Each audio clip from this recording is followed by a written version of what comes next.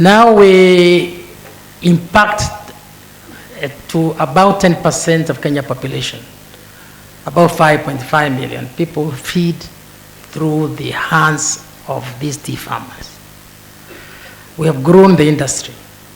In growing the industry, we have grown other commercial enterprises, the banks, the insurances, the logistics, the marine business. We have done the shipping, the marine insurances, the logistics from the factories to Mombasa. So we are wholesome moving the economy of this country by creating employment and creating wealth, and we are moving on. Let us continue creating policies that put farmers at the center.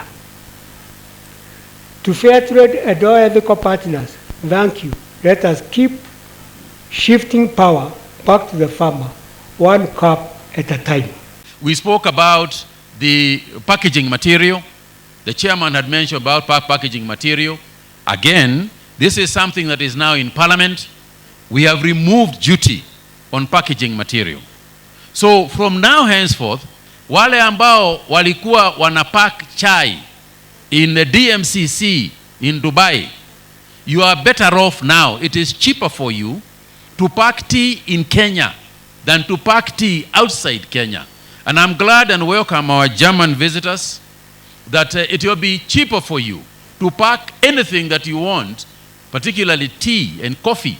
It will be cheaper for you to pack it in Kenya than to pack it in Germany. So I want to assure you the support that you can get.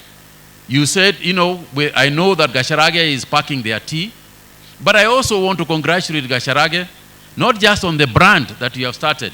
Kwa sababu tulisema, kwenda mbele, si lazima watu walikuwa wanazungumza wanasema, vile kunafanyika kule Nairobi hatujui. The pricing mechanism was questioned at some point. So we want to make sure that there is no mystery regarding pricing of tea, coffee, or other products.